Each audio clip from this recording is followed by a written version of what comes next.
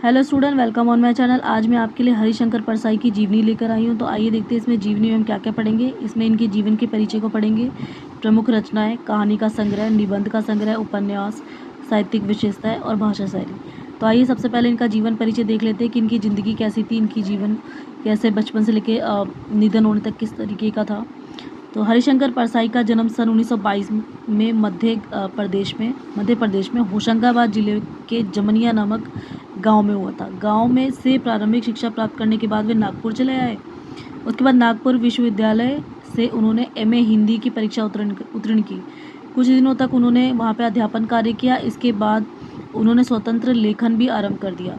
उन्होंने जबलपुर के साहित्यिक पत्रिका वसुधा का प्रकाशन किया, परंतु घाटा होने के कारण फिर इसको बंद करना पड़ा।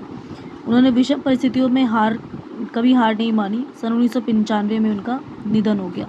आइए देखते हैं इनकी प्रमुख रचनाएं में हरिशंकर परसाई ने अत्यधिक मात्रा में लेखन कार्य किया। उनकी कुछ अनेक पुस्तकें प्रकाशित हो चुकी हैं। उनकी प्रमुख रचनाएं इस प्रकार है। सबसे पहले है कहानी संग्रह, हंसते हैं रोते हैं जैसे उनके दिन फेरे। इसके अलावा उपन्यास है रानी नागफनी की कहानी, तट की खोज। फिर है निबंध संग्रह, तब की बात और थी, भूत के पांव पीछे, बेईमानी की परत, पगडंडियों का जमाना, शिकायत मुझे भी है, और सदाचार का ताबीज, और अंत में। ठीक है, ये इनके कुछ निबंध संग्रह। इसके अलावा इन्होंने व्यंग भी लिखे हुए हैं। व्यंग का संग्रह में वैष्णव की फिसलन, तिरछी रेखाएं, ठिठुरता हुआ गणतंत्र और विकलांग श्रद्धा का दौर, ये उनके कुछ व्यंग संग्रह हैं। अब आते हैं इनकी साहित्यिक विशेषताओं की तरफ। तो साहित्यिक विशेषताओं में इन्होंने जो रचनाएं लिखी हैं वो किस टाइप की थी। हरिशंकर परसाई ने हिंदी साहित्य के श्रेष्ठ व्यंगकार माने जाते हैं। हरिशंकर परसाई हिंदी साहित्य के श्रेष्ठ व्यंगकार माने जाते हैं। उन्होंने अपनी व्यंग रचनाओं में हंसाने के साथ साथ समाज में जो व्याप्त कुरीतियाँ थी उस पर भी करारी चोट की है। उनकी अधिकतर रचनाएं भारतीय जीवन के पाखंड, भ्रष्टाचार आदि पर लिखी गई है। उन्होंने सामाजिक, राजनीतिक और साहित्यिक जीवन में समाई बुराई, बेईमानी, भ्रष्टाचार को अपना विषय बनाया, अपने मतलब कि रचनाओं का विषय बना रखा है।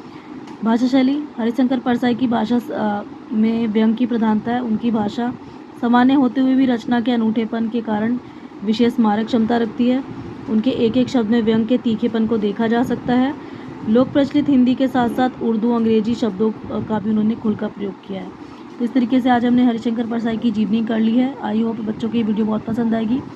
अगर मेरी वीडियो को समझ में आता है आपको, अगर मेरी वीडियो को लाइक करते हैं, पसंद करते हैं, या मेरी वीडियो समझ में आती है तो इसे लाइक, शेयर, कमेंट कीजिए ज़्यादा से ज़्यादा, और मेरे चैनल को सब्सक्राइब कर लीजिए। तब तक के लिए मिलते हैं नेक्स्ट वीडियो में। तब तक के लिए बाय बाय।